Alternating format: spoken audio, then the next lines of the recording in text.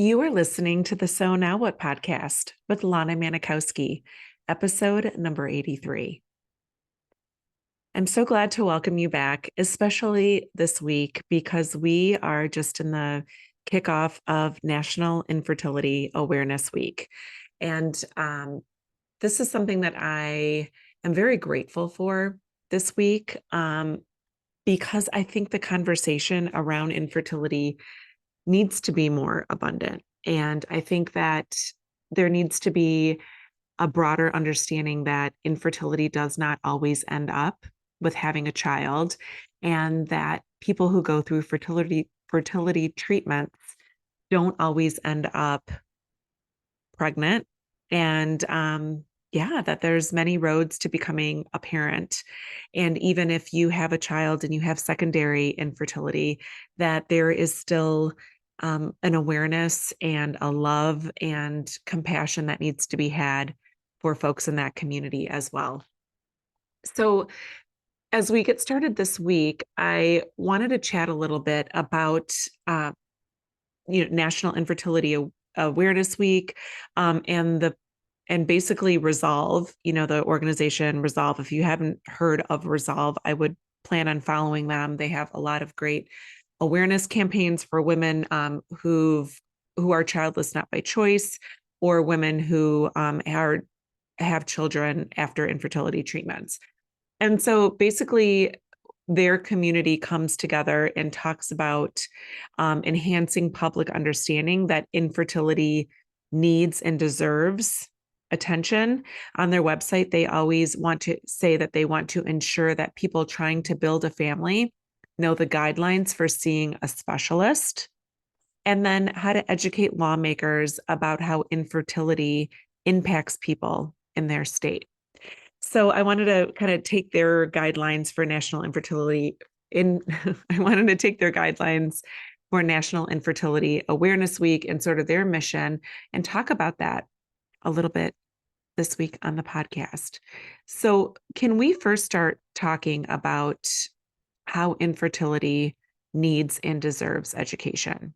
And I'd like to maybe just share a little bit about why this is so important to me and what drives me every week to come to the podcast and to share my story on the podcast, and some of the successes that I see my students make when they're working with me in the mastermind, and really have more of a conversation around infertility. And I know many people choose not to talk about infertility because it could be very triggering for them. And I get that. But when I think about telling my story and why I choose to tell my story, I think about a young girl. And I think about maybe a girl who's only 5 years old, 10 years old, and is thinking about who she's going to be when she grows up. And she has tied her future to becoming a mom. And she has tied her dreams for life feeling complete and feeling as though she's been successful as a woman. As she's thinking about that, I think about these young girls who need to know that you can be okay, even if you didn't have the children you always dreamed of.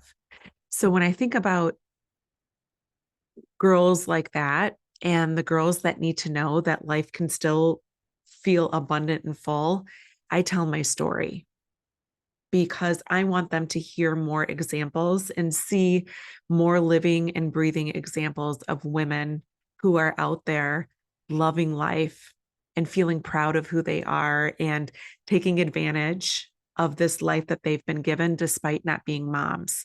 So for me, that's one thing that is very important. And I'd like to have you consider that as a consideration of whether you choose to share your story with somebody else.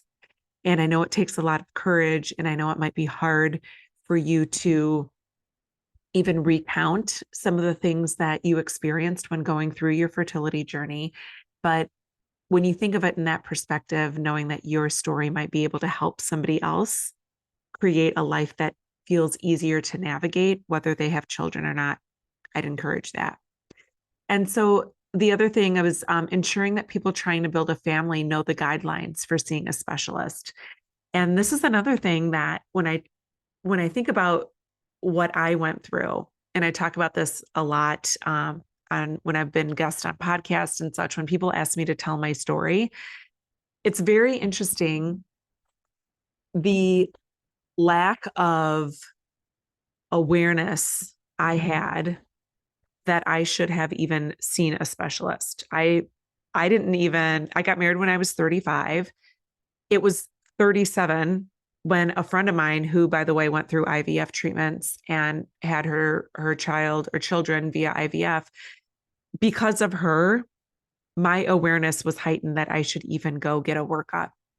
So the more people that know that infertility exists, and when as we start to age, that our ability to conceive becomes greater. I know it seems like second nature, like we know that, but when we're in it and we've lived a relatively healthy uh, life as far as like regular periods and no endometriosis, no PCOS, things like that. At least for me, I just thought, yeah, my time would come and all of a sudden I'd get pregnant and pop out kids. How about even freezing your eggs? I think that that's a great option that we should be talking about, but we should also be talking about the potential that just because you freeze your eggs does not mean that they're actually going to fertilize and be healthy. So I think a lot of women are misinformed or maybe partially informed about the benefits of freezing your eggs. And then the third thing is like talking to policy and lawmakers and letting them know that IVF should be covered regardless of what state you're in. And during my journey, I experienced this. So I work for a company that is based out in Massachusetts. And at the time that I was going through my treatment, Massachusetts was not a state. I don't even know if they are anymore. I'd love to know if someone does know. Massachusetts did not offer any IVF cycles.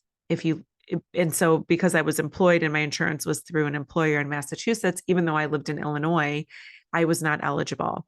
So my husband is self-employed and he was on my insurance. So what we had to do, because we lived in Illinois and Illinois was one of the states that IVF coverage, 4 cycles were covered, we had to get our own private healthcare plan, which if anyone has done that is extraordinarily expensive.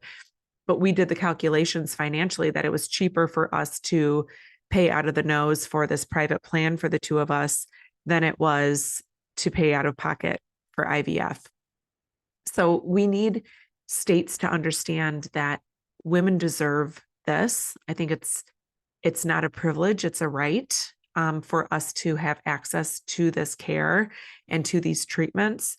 I know, for example, friends that live in other countries, like it is automatically included.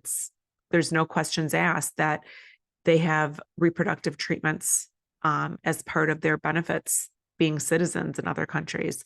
So I think it's very important that our employers and our lawmakers are aware of what we need. And that's something that I've been doing in my corporate workplace, is building awareness about how many women in the workplace are suffering with infertility, but also are we supporting them as employers? Are we giving them the time off that they need to go to doctor's appointments?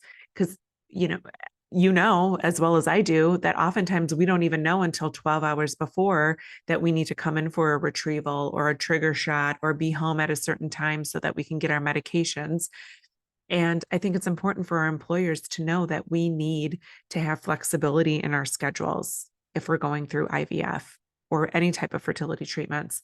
Also with miscarriage, how many of you have had a miscarriage and then been expected to show up to work the next day? We need lawmakers and we need our employers to understand that there needs to be some sort of special offering for time off for women seeking and going through fertility treatments. And even for me, when I traveled to Colorado during our last couple rounds of IVF, I had to take PTO to go and I had to pay out of pocket, stay in a hotel, airfares, our meals while we were out there, and then take vacation days on top of that. So I think it's so important that if we tell our stories in our workplace or to our lawmakers or to people who have some sort of influence that could get the word along for us, we will be serving ourselves and the women that are coming behind us in this community. So I am thinking of all of you during National Infertility Awareness Week, and know that your story matters, and that even though it might be hard to tell it to somebody, if you find it within you to tell it, I know that you will make a difference by sharing your experience. And I love you for finding the bravery to do so. So have a beautiful week. Reach out if there is anything I can help out with this week. Also, we have the Others Day brunch. I also want to remind you that if you're seeking connection and you want to find some women around you that know what it feels like to feel lonely and isolated, either because you're childless, not by choice, maybe you've lost your mom, maybe you never had a mother figure in your life. So I wanted to invite you and let you know that you will have a place on May 13th in Chicago for the Others Day brunch. And tell your friends, even if you have something going on that weekend, share with your friends and let them know that if they're seeking connection, that they can have it with us on May 13th for the Others Day brunch. So have a beautiful week. I love you. And remember, it is never too late to discover your meaning. And I'll talk to you next week.